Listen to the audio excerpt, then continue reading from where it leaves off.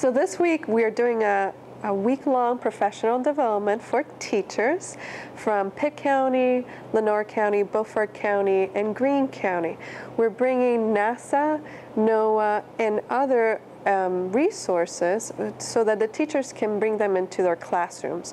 I've worked with NASA a little bit in college, and I know that they do phenomenal work, and they really try and help, especially with the teachers, bring the lofty science down to earth, and especially down to a middle school, high school, elementary school kid level.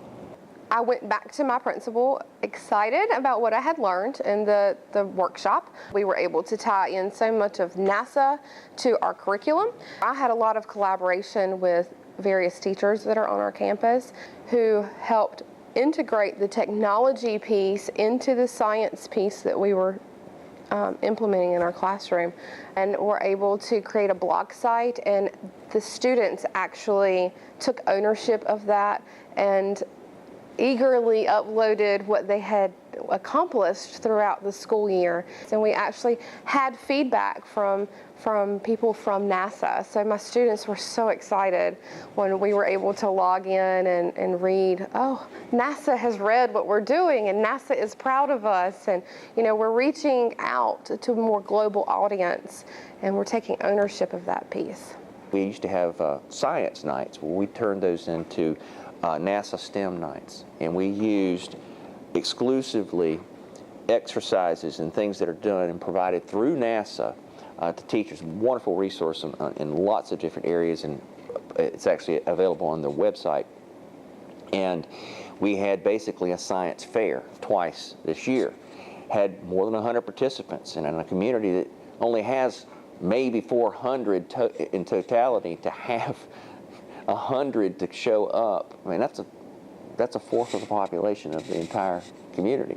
We're also focusing a lot on highlighting resources that are already in the region, in the community, that can support the teachers and bring them some great resources for the students. We're going to go to the STEAM and Innovation Lab, and that was one of the connections that I made last semester, and I contacted them, and we got them on the program as well. So it's another one of those resources right here in Greenville that most people don't even know about. The STEM Lab, which has toolkits that teachers can check out. So teachers always ask, how do you do it in the classroom? So the best way to implement that is to have them talk to a teacher that has been doing it and has been doing it throughout an entire year, different subjects and different things, because that really will spark ideas on how they can then themselves implement it into the classroom. Christopher and Wayne and I were able to meet and help design the curriculum that we were implementing this week. They didn't choose just science teachers to come. We're coming from three completely different angles. One's in a classroom all day long with fifth graders. Teachers, we get burned out. We're tired. We work really hard, and we work with some students who struggle. We have the ability to provide them a way out of that, and to believe in them and to encourage them. And you have to start with the teachers. If you do not have a teacher that has that buy-in, then you will not have students who have that buy-in. This workshop, this professional development opportunity really pushes that and really tries to encourage your teachers to be passionate about what they're doing so that you can take that back to the classroom. You've got an art teacher, and he uses art as a way to broaden the perspective of his students. A lot of people, when they think of art, they think of, oh, drawing and painting. I try to not do a whole lot of that, and really try and do a lot of projects that will prepare them for the future, prepare them for real life, let them enhance their creativity, enhance their creative thinking, and really get them prepared for life in the 21st century. I want them to go back, and I want them to get their kids inspired to develop in life as a person, a whole person, not just somebody that can regurgitate facts or can give a science lesson or can, teach an ELA lesson.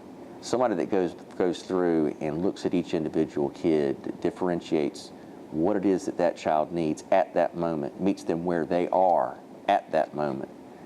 If I could just have do one of these lessons one time, and improve my classroom because of it, I think it's a successful week. This year with NASA has allowed my students to take on a leadership role and to think outside the box and not be scared to fail, and to realize that failure is just a stepping point to the next thing that we're going to try. And they hadn't had that yet. It's a year later for me, and I'm sure I'll be engaged in some way, shape, or form for several years because of the relationships that we've built with the people that work at NASA that do this program. It has opened the doors of possibility for kids, and it has been done across the curriculum, and it's been done with every single member of the staff and faculty there at our school, with the support from our district, our school board, our superintendent personally, and probably even more importantly, the members of our community that have seen this, they've embraced it, and they've reinforced it, and they've been behind it, and they've cheered everybody on from the beginning. So we want to bring back to the community and then also prepare the next generation of engineers, scientists, and researchers, because they can come from anywhere and everywhere.